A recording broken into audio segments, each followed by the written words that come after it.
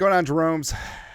So I wish that we could just go back to this beautiful moment. Things were going good, and it looked like the Vikings were going to get another W, and things were going great. The Pastronaut, all that stuff, and just didn't work out.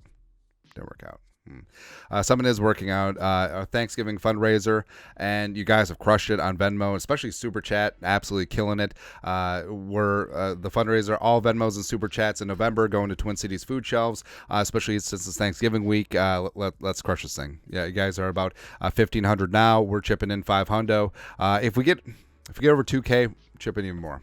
There you go. You guys are the best. And generosity this time of year, it's beautiful. Love to see it. I love the Jerome community. And even in a loss, just paying it forward. All that stuff, man. And it sucks because the Brian Flores defense, even though, yes, they gave up a touchdown at the end, the game winner, they shut down Russell Wilson all damn day. And it really sucks because they wasted a phenomenal performance from the defense, and that's got to be so frustrating, man. And the whole thing about it is that, I mean, the Vikings got way too conservative. We'll get into it, but the Vikings, 10 takeaways, and we'll get into winners and losers, but the Vikings do have a top 10 defense right now, and they can get after the quarterback. They can shut things down in the red zone, and the defense was 2 of 12 on third down, 1 of 5 in the red zone. If you do that, you should win. And it's unfortunate when they needed a stop at the end of the game, gassed up in Mile High, and it shouldn't have come down to one last drive. And all right, so Daniil is Defensive Player of the Year, 12 sacks, all that stuff, as well as tackles for loss, stopping the run. It's fantastic. But Kevin O'Connell coached scared football. He did. And over the last 6 quarters, so first off, it was O'Connell being way too conservative and playing not to lose. That's what allowed the Saints back into the game, and the Vikings were lucky to win and hold off a charging New Orleans team. And in the entire game against the Broncos, even though things were going well, the Pastronaut was doing Pastronaut things, and the defense was looking good. In the back of your mind, when the Vikings settled for a field goal in the second quarter, and then when the Vikings didn't go for it on fourth down. Now, this will all be covered up because the Vikings went for it on fourth down in the second half, as well as the fake punt, which was fantastic. But settling for field goals was not going to win this game. And that's exactly what it felt like with the play calling, especially the play calling in the second half. And also the Vikings' last field goal, where the Vikings were in the red zone. They had momentum and let Josh Dobbs play Josh Dobbs football. It felt like touchdown ends that game, but they left the door open for the Broncos, and they came charging through, and respect to them, except for their stupid-ass coach. And it was frustrating, man. It was frustrating. Right? And the Vikings, despite the turnovers, which was ridiculous, so they had 4 fumbles. They lost 2, also had an interception, and it could have been 3 or 4. It wasn't the best game from Josh Dobbs. Yeah, but if you lose a turnover battle 3-0, you're not going to win. They need to free Ty Chandler. He's clearly the best running back on this team, even though Madison, he had some nice runs, and he was good in pass protection. That fumble was a killer. Can't have that. Brandon Powell does need to stay in the picture. He did great for 3 catches for 32 yards. Also drew a lengthy DPI on Patrick Surtain II. And even when JJ gets back healthy, I mean, Brandon Powell, number 4, needs to stay as part of this offense. And then you got Josh Dobbs. So the Pastronaut had some amazing moments. That Houdini escape touchdown pass to Josh Oliver was fantastic. A couple of nice runs, a couple of nice throws. But when the Vikings needed the drive at the end, he literally couldn't get a throw off. And now you could say that's on the O-line. You could say that's on play calling, too many long developing plays. You could say that it's on Hockenson with drops, but bottom line, just didn't get it done. And maybe we got spoiled by how he played the first half against the Saints, as well as heroics against the Falcons. But either way, I mean, there was some big-time question marks. I mean, some of the decision-making was not great. And now, yes, I understand he's only been in the offense for a couple weeks. But you have to call a spade and point out when he plays well, which he has played exceptionally over these last 3 games. But, I mean, he had 3, 4, or 5 interceptable passes tonight. And some of the decision making was not great. And you do have to ask yourself, could Jaron Hall be better in this offense, since he has been in the entire season? Who knows? Got one big special teams play with the fake punt. It was great. This team is still super dangerous, even at 6-5. And as we pointed out many times before, every single game matters, but if there's a hierarchy in terms of which games matter the most in division games, which games matter the least, the road out-of-conference games, this is at the bottom. Start at the bottom, now we're here.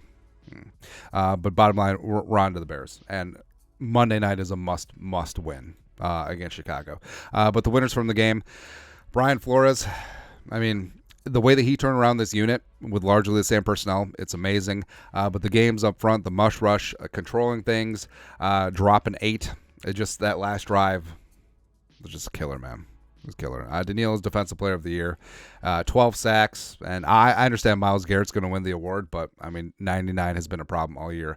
Josh Dobbs is up there, too. That Houdini touchdown was great. The third and 8 touchdown run, threw for 221, also ran for a touchdown, but a couple bad throws, 3 fumbles, 2 of them on exchanges. One of them should have been negated by the helmet-to-helmet from Kareem Jackson. Also, I mean, the official, we'll get to the officials. There were several missed calls that all went against not the Vikings' way, but, you know. Ty Chandler, his explosiveness is great. He's fantastic as a receiver. 10 for 73 on the ground, 4 for 37 receiving, as well as he's a very solid pass protector as well. I understand that they trust Madison, but Chandler is simply the better running back right now. Brandon Powell, like we said, needs to stay part of this offense once JJ gets back. A couple nice punt returns as well. Late night with Josh Oliver, setting career highs in targets 4, receptions 4, had 47 yards receiving and a touchdown. Did get called for 1 holding, but overall blocked extremely well too. And Reisner revenge game should have been. The Vikings ran behind him and Darisaw all day. They had a season high in rushing yardage as well. Chris Cooper, O-line coach, former Broncos offensive line coach. Curtis Modkins, the running backs coach, a run game coordinator, former running backs coach for Denver. So this was a big game for them. And the Vikings seemed like they got away from the run in the second half. Ivan Pace Jr., I know everyone's going to cook him for the 4th down DPI. Sort of is what it is, but with Hicks out, Ivan Pace Jr. wearing the green dot communicator, especially on the road, it's a big ask, and he did well. 9 tackles as well, 6 of them solo. Forced a fumble late, which I don't know, just like if he could just recover that inbounds, would have been an absolute hero, man. Anthony Barr coming in on short notice, played a fistful of plays, had a nice 3rd down tackle, as well as he was spying on Russell Wilson, just like the old days. Kairos Tonga getting some big-time penetration and nose tackle, a couple big-time tackles for loss. I mean, he should have been playing all season. And like I said, Harrison Phillips has been playing his ass off, but he's not a true nose tackle. Tonga is. They need to get more solid up front. Wanham is playing himself into some money, which is great. 6 sacks on the season. And even if Marcus Davenport returns and Wanham needs to stay starting, Joejuan Williams called up from the practice squad because Caleb Evans was out. Well, I wonder, Evans on Cortland Sutton on that last play where he got size against size, maybe it'll work out. But Joejuan had a beautiful PBU on Judy in the end zone on 3rd down. Coach Hatt had that fake punt call. Props to DePaulo. Props to the blocking. Props to Ty Chandler. Everyone was great. The other end, so stupid-ass Sean Payton. I mean, it feels like the officials are complicit in letting Sean Payton teams play dirty. And that's exactly what they did. I mean, the officials missed several helmet-to-helmet calls, which would have changed the complexion of the game. And also, randomly, so the Vikings had 2 delay of games, which should have been called because the game clock clearly ran out twice. But it resulted in negative plays for the Vikings, so the plays were allowed to stand. Now, was it a spot where if the Vikings would have gotten positive yardage, then they would have retroactively called delay a game? Or just like, you never know. Snap exchanges have to get better. And yes, that's on Dobbs. That's on Bradbury. The Madison fumbles are ridiculous at this point. It's very poor. Ryan Wright. Yeah. as good as Ryan Wright was last year, he's been bad this year. He's not giving his punt coverage units a chance. Blackman, even though Blackman has played well at times, that last touchdown to Sutton, it's rough. It's rough, man. Also, the Bears. How are this Vikings loss really took the starch out of me making fun of the Bears. The Bears were up 12 with 4 minutes to go, and how do you lose by 5? Oh man. Yeah. But like we said, we're on to the Bears, and smacking them out on Monday night would be a beautiful way ahead into the bye.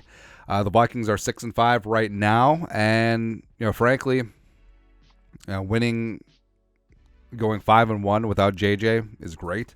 Going 2-1 without Kirk Cousins is fantastic. And like we said, the road out of conference games are whatever, and the Vikings are still very firmly in the playoff places at 6-5. The Packers, the Rams, and the Falcons are in the mix at 4-6. But the Vikings have the head-to-head against both of them, against the Packers and the Falcons right now.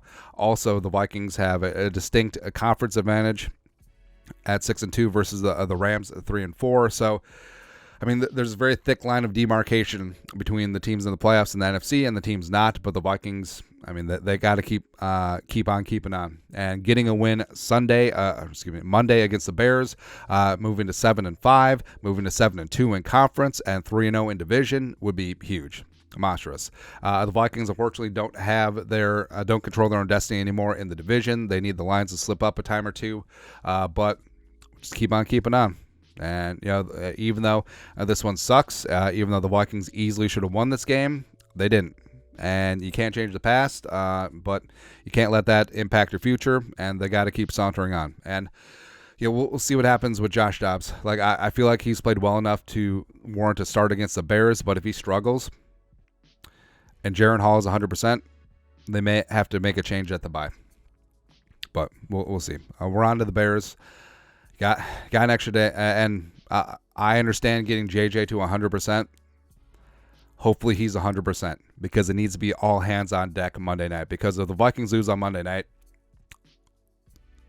that could be into the abyss. Anyways, that's it. Vikings-Broncos, winners of the... Take me back to this moment when we were actually having fun.